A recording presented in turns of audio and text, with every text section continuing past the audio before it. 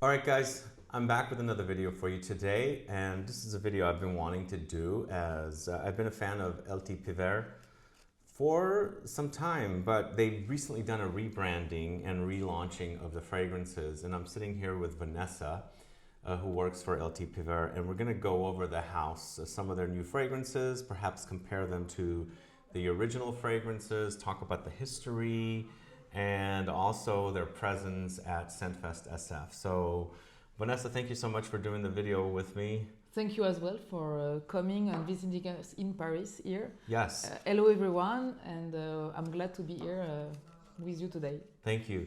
And we are actually, do you want to tell us a little bit about where this is, what's behind us? So we are just in front of l'Élysée, so where President Macron is currently. Not out there, it's a nice place for the office. Great view.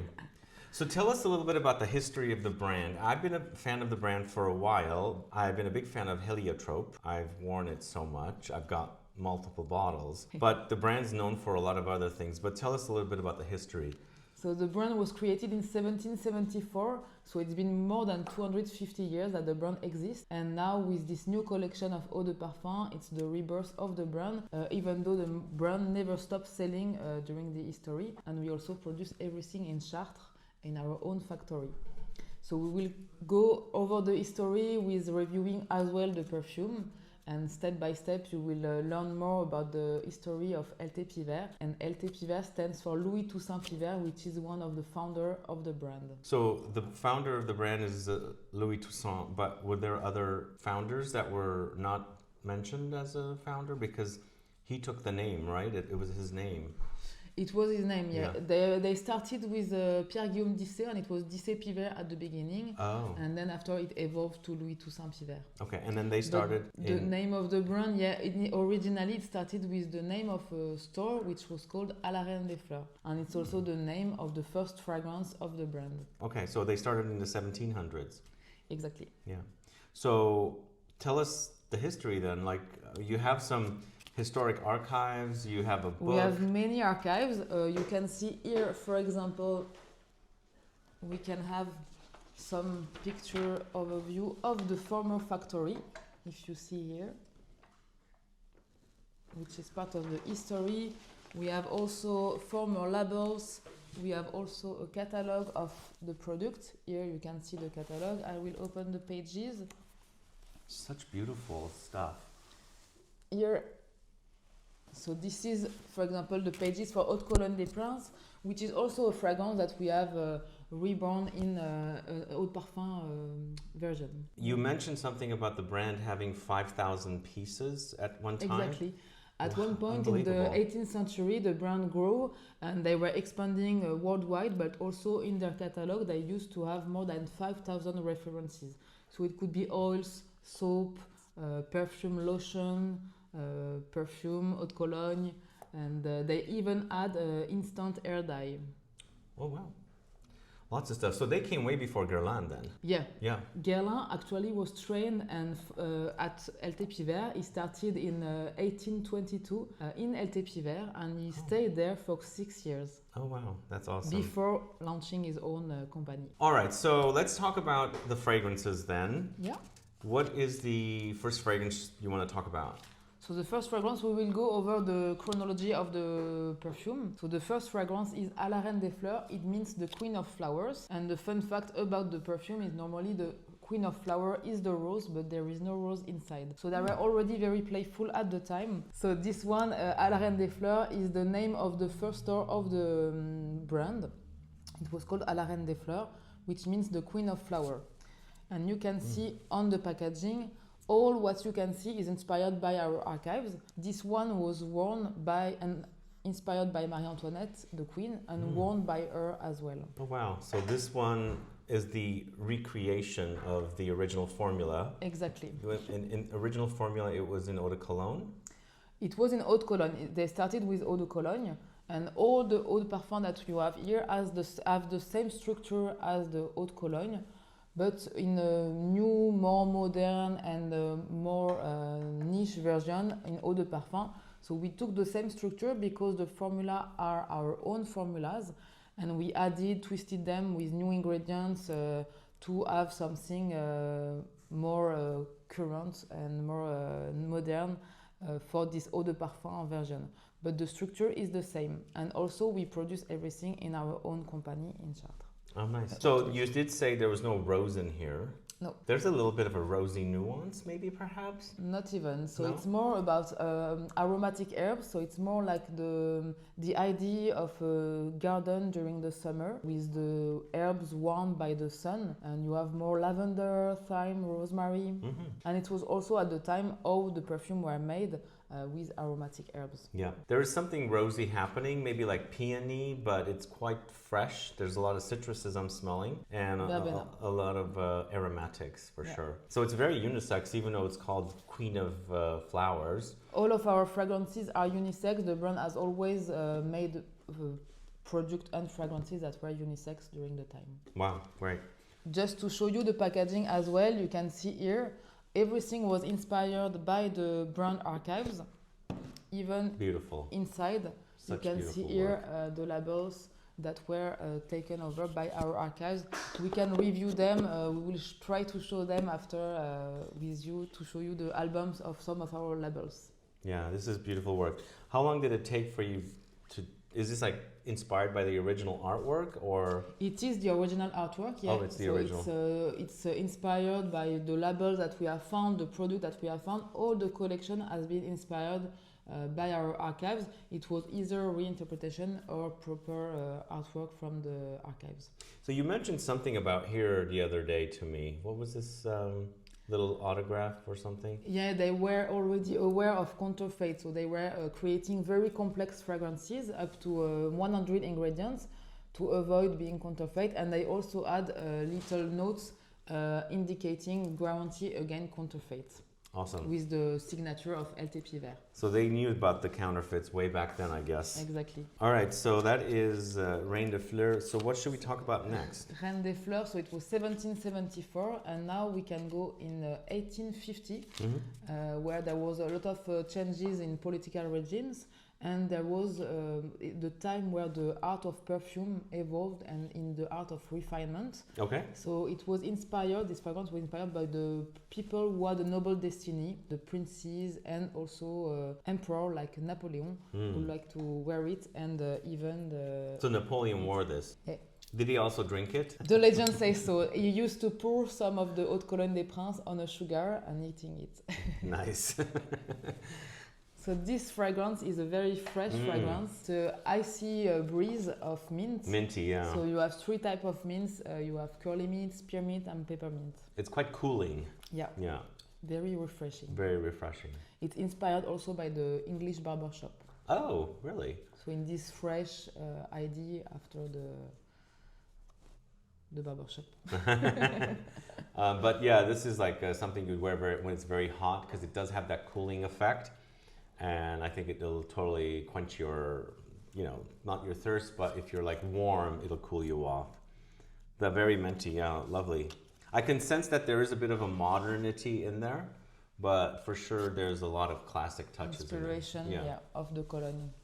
You can see here the packaging, also inspired by the archives. All the medals that you can see are medals that were won by the brand during Medal Prize of London, of Paris, Universal Exhibition. They won many medals for their innovation. They won so many medals that at one point the brand was asked to be a jury in this exhibition to avoid being always the winner. Nice. Are you going to show me inside? Is there something special inside to show? The inside is the same as the previous one. Oh, okay. All right. The inside is the same. The good thing about the boxes is that you can remove the stopper as well. Oh, and use it. Okay, perfect. Yeah, you guys did a lot of great work with this stuff. So thank you. And I love all these kind of vintage-looking, branding. So that's why I've been drawn to your brand. But I was already a fan before you relaunched. Yeah. It was a long work to dive into the archives and know how to do it, and do it with magnifying this heritage, but also having something modern. And that's why also we chose all these colors to have something creative, modern, and appealing. I see, yeah. All right, so let's go to the next fragrance. So the next one is Un Parfum d'Aventure. So this is also a fragrance that existed before. Exactly, yeah. When was the original launch of this? It was 1863. So this one is a tribute to the intrepid explorer and to the also the road of precious wood, spice road and precious wood. Spice route, yeah. This one has lots of woods and spices, but there's something warm under there too. This is a spicy woody fragrance, and you have pink pepper, black pepper, and cardamom, cinnamon as well. Yeah, I think the cinnamon is warming it up down there, yeah. This show also the brand has been traveling a lot. So they were already expanding. They were having a boutique in London, in Brussels, and opening also in many different regions of the world. At that time, in the 18th century, they were already opening in Hong Kong, in Brazil. Wow. Any like New York or the New USA? York as well, in the USA as well. They were in more than 120 locations worldwide. Wow. They were having also a factory in Saigon, for example. So they were Saigon. Yeah. Wow. Worldwide. Worldwide. So that's why also they were very inspired by cultures from elsewhere, and that's what is reflecting in this fragrance. Their travel, they were bringing back new ingredients, new ideas, new product as well. They also had. They found, for example, a powder for the teeth in China called Mao Chao, that they had also in their catalog, the Mao Chao from LT Piver, that was inspired by China, by that travel. Very interesting, and yeah, also the brand. we can see here, for example, something from Japan as well. Incense Cones? From Japan, yeah. So this is an old box, yeah? Exactly, it's an archive. Wow, beautiful. I love these. All right, yeah, so that's the third fragrance. And what was that called again? Un Parfum d'Aventure. All right, so where are we off to next? Now we are going in 1885 with Héliotrope Blanc. Oh, yeah. One of your favorites. Yes, yes. So the brand was among the first one to introduce synthetic raw material into the perfume. So they were among the first one to introduce and to find heliotrope, the heliotropine that is introduced into the fragrances. So you can smell, it's a white flower which smells like almond and vanilla, and it's heliostropos, it's the flower which turns toward the sun. Yeah, this is very similar to the original, and I've actually recommended the heliotrope many times on the channel. Not this version, the original version, or whatever version that exists now. Yeah. And this is much more deeper, more intense. And there are some modern notes I can smell in there. Yeah. Woods, lots of woods, and maybe ambery notes in there. You have tonka as well. Tonka. So this is, it smells like almond, vanilla. So it's very comforting fragrance. Very comforting, yeah. It's kind of like a gourmand light, I think. Exactly. Yeah, because the heliotrope has those almondy touches. Oh, I love this. I love this. Glad it's redone, yeah. So this is, it's called Héliotrope Blanc, right? Héliotrope Blanc, yes. Yeah. But this version is EDP. EDP, yeah. So all of them are 20% concentration. All right, perfect. And can we see the box for that? Sure. So this is the box. So it's also the start, you can see the evolution in the packaging. We had monochrome in black and colors, but black and white monochromes at the beginning for the iconic historic ones. And then we have the colors that are reintroduced. It's also the evolution of the printing evolution. And you can see on the packaging, it's also the start and the beginning of the travels. So this is inspired by Asia. Is it Japan? Yes, exactly. And so you have the first one, historical ones, and after you start with the collection of travels. So we have Asia, Asian inspiration, Middle Eastern inspiration, Russian, and Italy as well. Oh, wow, okay. So that is, when was the year of launch for that fragrance? 1885. Okay, all right. So let's move on to the next one. Then the next one is Rêve d'Or. It means golden dream. So this one was created during the Universal Exhibition of Paris and also the construction of the Eiffel Tower. Oh. So this is it's a very popular one, right? Yeah, very popular one. It's one of our bestsellers. So this one was created at a time where Orientalism was a big trend. So it was fantasies of this golden dream, of this oriental fairy tales. And it's also known to bring good luck, good fortune and health for people who are using it. I love this one. And to So see the good. packaging here. So this is inspired also by one of the original with this citrusy form here that was also used in the previous ones. So what are the notes here? We've got some warm notes, maybe some ambery notes in here. Yeah, so this one was the first fragrance to introduce aldehyde into the perfume. Wow. So 50 years before Chanel No. 5. So you have aldehyde at the top, then you have rose, raspberry, saffron as well. So then Chanel is not the first fragrance to have aldehydes. From our archives, LT Piver did it. Okay. So aldehydes gives it a freshness, but there is a lot of depth here as well. Yeah, that's beautiful. I have the original in the Eau de Cologne, Yeah. but I do see a lot of changes here. In this one you have many different things because we added rose, we added saffron, we added also black currant, which give also this fruity notes. Yeah, beautiful. I love that one. That one turned out great. And into the innovation also of the brand has been pioneer in many different things during the perfume industry. We are part of the Museum of Perfume in Grasse in France and also in Mexico City. Oh, And yeah, there's a perfume museum in Mexico City? yeah, very interesting one. Okay. Yeah, You've been? yeah, Oh, wow. very nice. The Moupe. I'm going to have to go. You will have to go. And so the brand has been part of the history of perfumery with their new creation, with their development, and as we have seen the introduction, the pioneer in the introduction of synthetic raw materials into the perfume, for example. But they were also a pioneer in invention, so they also created something called l'Essentiel Piver, which was used for distillation to replace the Florentine vase that were used before for distillation. And they received for that a royal warrant from the Queen Victoria. Oh, wow. So we can show it here, if we can. Lots of archives here to pull from. And it's a bit fragile here, so... Yeah, we have to be very careful. Yeah. You need to see this. This is from Queen Victoria. Here, this is the warrant, and we will open the letter. It's a large one, but it's nice for people to be able to see it. Here, I'll hold the...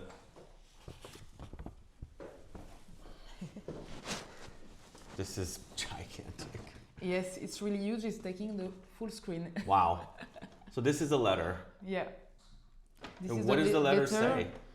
It's for their innovation and it's a royal warrant for their innovation, l'Essentiel Piver. Okay. Beautiful. I'm glad you found this. Yeah. Eventually, I think you guys will open up a store again since you had one in Paris, or maybe more than one. Yes, and then you'll have a section of archives, like a museum in exactly. there. The idea for us is to open a store very soon in Paris, to be able to have the product there, but also to have a part with the museum, with our archives, for people to discover all the archives and all the history of the brand that is amazing and very rich. Awesome. All right, let's talk about the next fragrance. What do we have? Next one is Cuir de Russie, so Russian leather. So this one is a traditional exercise of perfumery. So you are a perfumer when you do your Russian leather. So in this fragrance, we twisted it with a smoked wood. So you have leather, smoked wood, and you have touch of honey and bergamot, which give this softness as well. I absolutely love this fragrance. It smells so good. It's a bit animalic too. Yeah. But with the leather, of course. Yeah. And this one to me is the most classic that I've smelled here so far. Yeah. Yeah. And so, what year was this originally launched? So this one was 1892. When did Chanel launch their Cuir de Russie? To be honest, We're going I back don't to Chanel. I think in the early 1900s, I believe, somewhere like probably after number 5. So, but this is so good. The honeyed warmth sweetens it up, and on the skin it evolves even better. This is delicious. This is so good. You guys, if you like vintage style, because it does have some, it's almost like a little bit of civet in there, or something like a civet-y smell. You know civet? No. The animal note. That, Okay, yeah, yeah. civet, yeah. I see. It smells a bit like civet. Yeah, okay. Yeah, it gives me... Yeah, this gives the Cuir de Russie, and especially the one from LT Piver, has this animalic style as well, and touch. It's good because it's nicely balanced and the honey sweetens it up. But to me, it's so different than Chanel's Cuir de Russie. To me, the current version of Cuir de Russie from Chanel is very smoky and almost burned. This is so smooth, it's almost like suede leather. Yeah. Nice, I love that. That's Cuir de Russie in Eau de Parfum. And then we have Pompeïa. So Pompeïa, it was created in 1907, and at the time Jacques Roucher was the director of LT Piver. He was the son-in-law of Lucien Toussaint Piver, and he was a fan of archaeology and mythology, and he created this fragrance as a tribute to the city of Pompeii. You can see here on the packaging the Roman inspiration. This is quite fruity. Yeah, it's a nice mix between fruit and flower. And Jacques Roucher was also known, he was also the director of the Opera of Paris, and known as the savior of the Opera of Paris.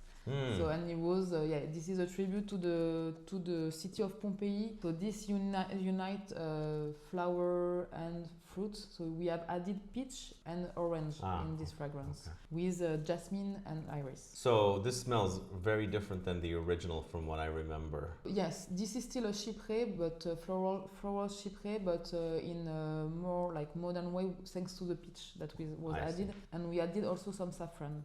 This is beautiful, but Cuir de Russie is so good. Cuir de Russie and what was the name? Rêve d'Or.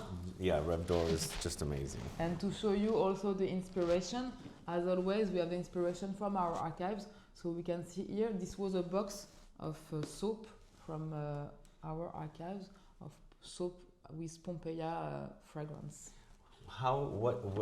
What's the year of this? Like, when does it date back to? So Pompeïa, the fragrance was created in 1907. So that particular box goes back that late? Or yeah, maybe? more or less. More or less. At that time, yeah. Yeah. All right, so we've gone through the entire collection. These are already out, and you are sold in the States now. Yes. You're we are sold in at Printemps New York and in other independent and perfumeries and concept store.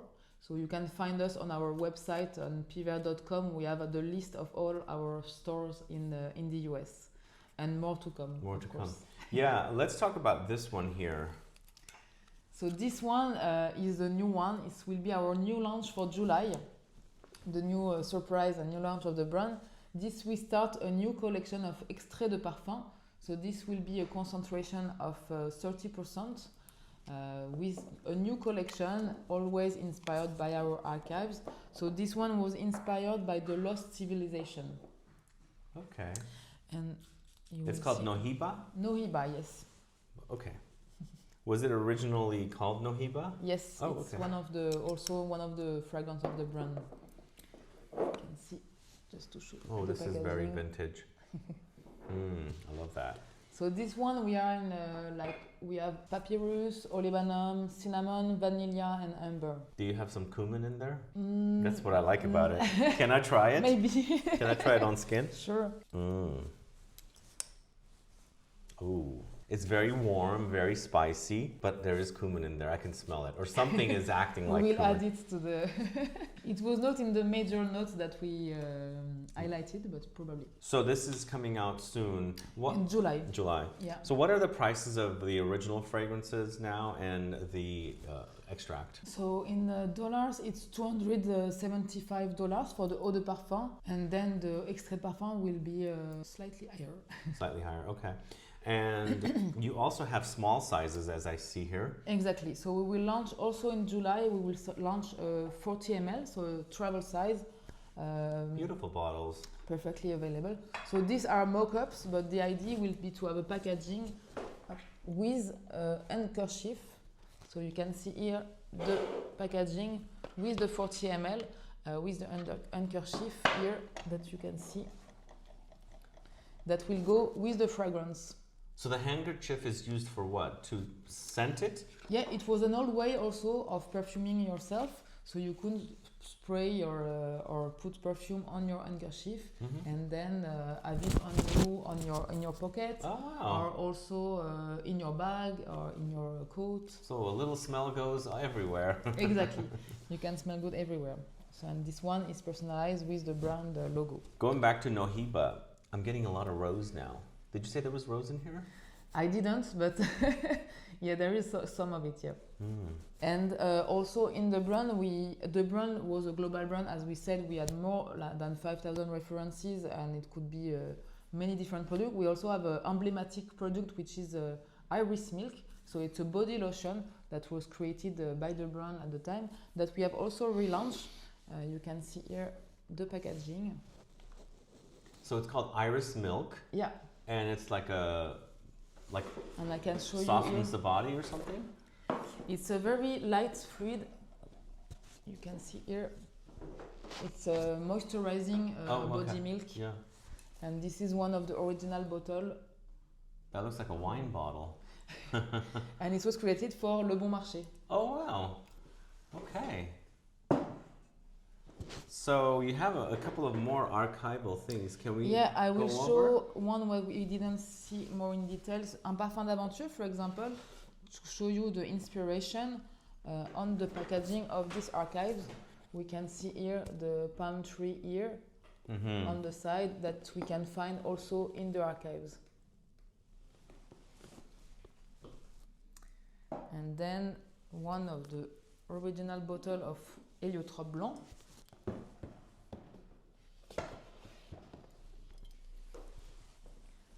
Wow, that goes back quite a bit. You can see we have some of the perfume left. And also to show you from the bottles, all of the bottles are personalized for the brand. The inspiration also comes from the history of the brand with what we call flacon barrière. And here you also have the logo that was also a shape used in the past. And we also have the logo on the cap. Your bottles are awesome. Who designed the bottles? It was a designer that reinterpreted our original bottle in something beautiful for this new collection. Yeah. Anything else you want to show? You've got a few more archival things we here. We have like, a lot of archives. This is a powder. It's a talc body powder. Talcum powder. This is also something that might come back. Oh. So you're bringing back a lot of things. Yeah, I cannot reveal too much. No wonder you want a store to put everything in there. Exactly. We will also launch hand creams. We will develop so more about the body I saw milk. the mock-ups. Yeah, we will have more body milk. We will have hand cream like this. It's so cool. I love and this. We will also have a hand cream linked to Nohiba. Oh wow. Okay, so this one's getting products. Exactly. Yeah. So the idea is the brand is a global brand. It was a global brand and still is.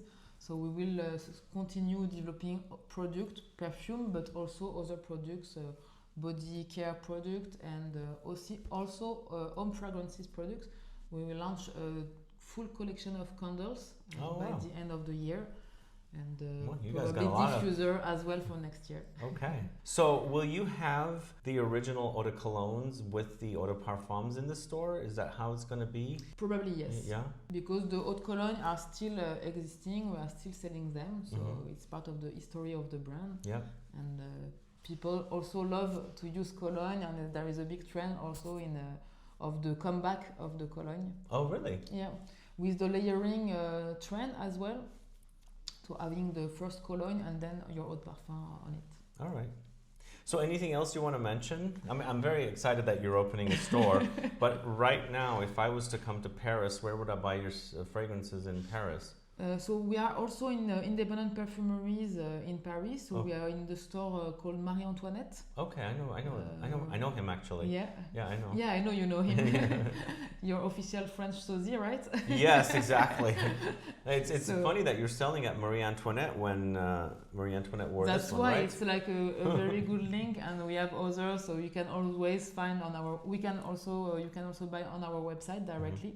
and in other stores that are linked. All of them are on our website. Yeah, and you did say you have an online store in the USA as well, or? Yeah, our website is global. Okay, so it ships globally. Okay, yeah. Sounds good. And also, let's talk a little bit about your presence at ScentFest SF. Sure. Yeah, and we're excited to have them. Guys, let me tell you a little bit story. In 2022, it was the year that we started traveling again after COVID, and I was at TFWA, and I was in I guess it's the actual space where all the exhibitors go, yeah, versus the outside in the apartments where some of the brands go. So I was walking around and I came across a booth, and I met Nelly, the founder, the founder of the Rebirth, the reintroduced brand founder, the owner now, yeah. And she had just put out bottles and the original fragrances, and we spoke, and she said, okay, yeah, we're redoing the brand. And I got really excited because I've been a fan and I had several of the fragrances. And then the following year, she actually was there again in a different format, and I met a few of the employees, and I think things were developing. By the time the third time I ran into you guys, you weren't inside the show anymore, you were outside in an apartment, and at that time the fragrances were introduced. I was very excited, and the branding and presentation has been really awesome. I love vintage looking things, so I think you guys have done a great job. So thank you. It was a long work. Nelly purchased the brand 4 years ago, and she did a big work on finding all the archives, having a big work around the archives to know and to see how we could magnify all this history, all this legacy that were found, and that is part of the history of the perfume, as we've said, and to reach to this collection. Yeah, you guys, I mean, the brand has so much history, so I'm very happy that you're back. We just talk about a few parts of the history because it's a large history. We have so many things to say, but we will have more to say maybe in a future video or in the future in general. Yeah, guys, and also, as I said, LT Piver will be at ScentFest SF. If you want to check out the fragrances, smell them, and discuss or talk to them about the brand and everything to do with their fragrances, it's great for you guys to come and check it out and experience the fragrances. And I think also, little by little, I think the brand will roll out at different shops in the USA where they'll be able to, go and visit the stores as well. But in the meantime, come to ScentFest SF to discover the fragrances of LT Piver. You won't be disappointed. The presentation's awesome. I really love them, and I would love to see you guys there. So Vanessa, thank you so much for doing the video with me. Thank you as well. It was a pleasure, and I look forward to meet everyone in SF. Yeah, thanks guys. If you have any questions or comments, please list below. Please like the video, please share it, and I'll be back with more videos very soon. Have a good one. Bye. Bye-bye.